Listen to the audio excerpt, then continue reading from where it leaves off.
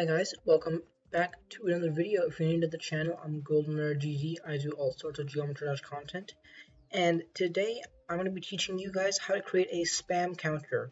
If you don't know what a spam counter is, it's basically a counter that counts the number of clicks a player has inputted, and then triggers something at a certain number of clicks. For example, here we see if I hit 10 clicks or above, it triggers toggles the spikes, so then I can continue on to level. I won't die to the spikes. If I were not to hit 10 clicks, I would die to the spikes. I have to hit at least 10 clicks.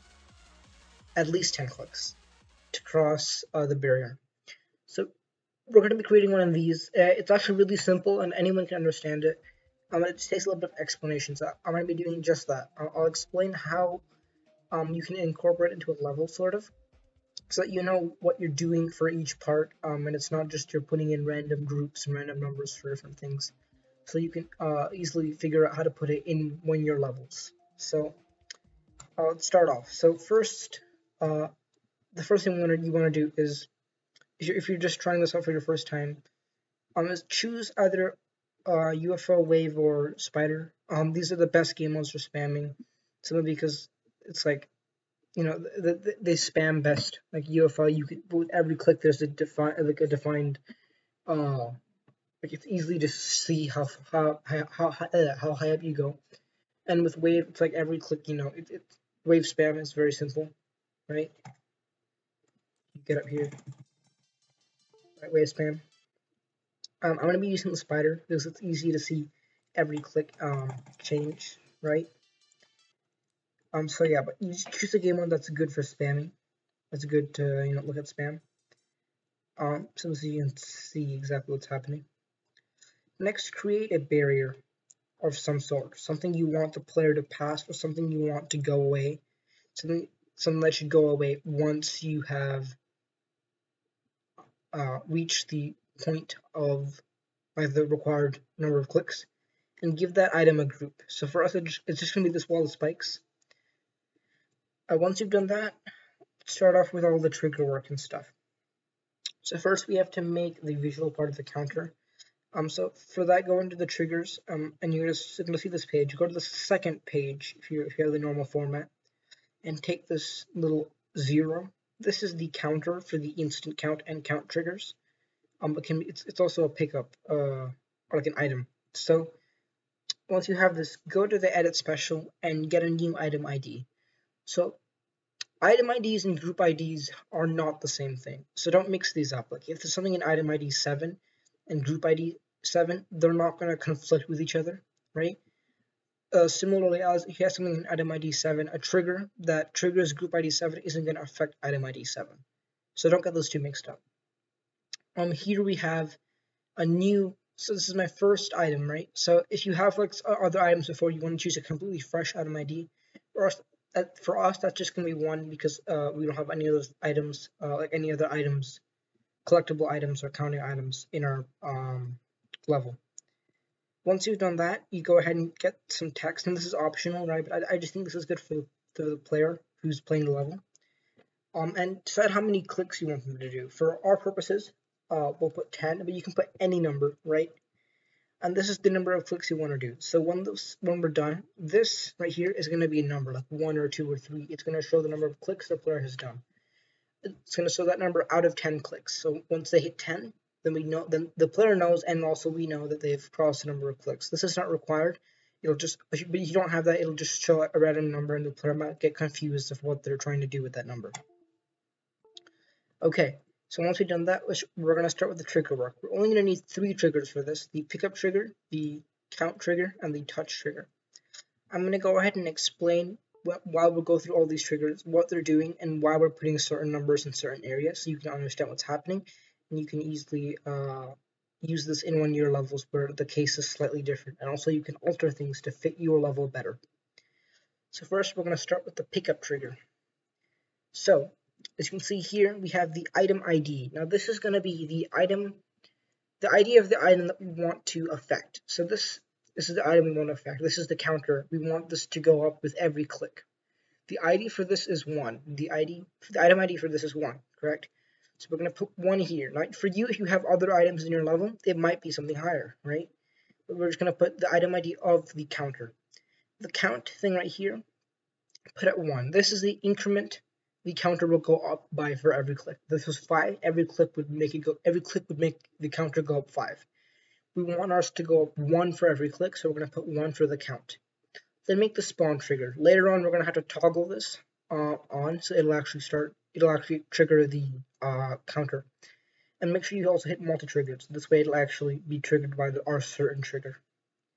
Next, we're going to go to the count trigger. For the count trigger, put item ID as 1 because we're still affecting this item as our counter.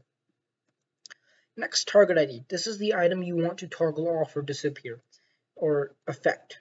Not affect, but toggle off or disappear. This is the barrier that you want the player to cross at their designated number of clicks. For us, that is this wall of spikes. At 10 clicks, we want the player to be able to cross this. We put this in group 1. Like I said earlier, if you haven't put that in a group, I would do so now. We put that group here. As you can see, item ID and group IDs are not the same thing.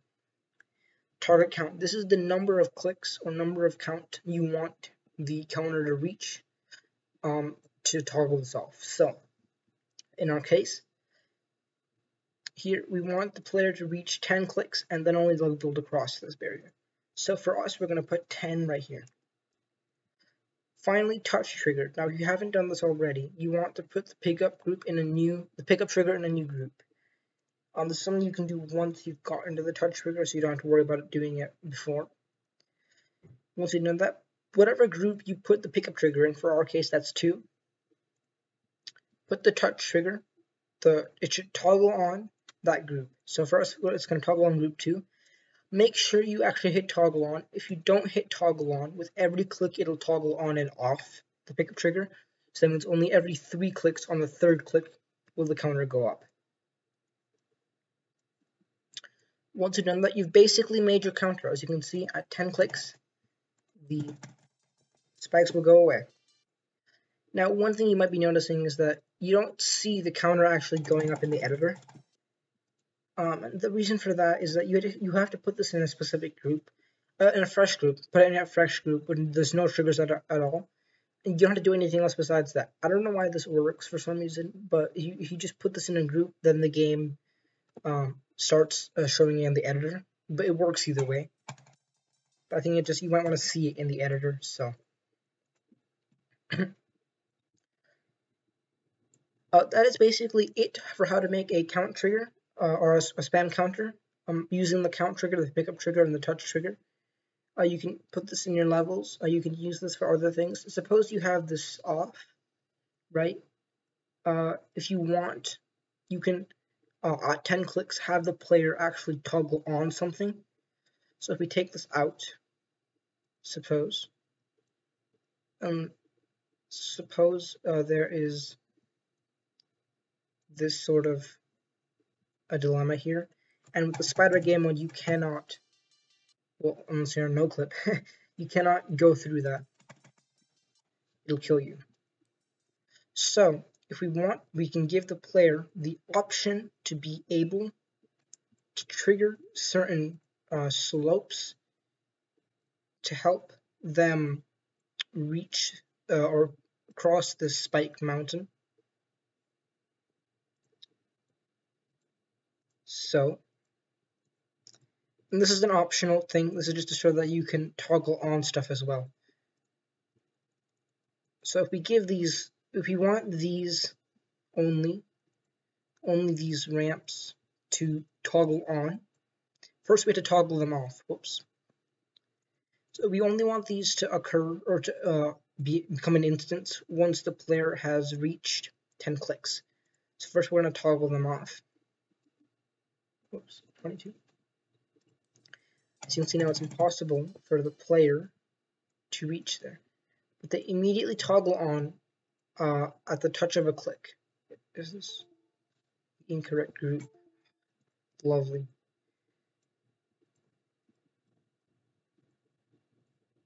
So, what happened was I put this in the wrong group. So, right now we're toggling off group 1.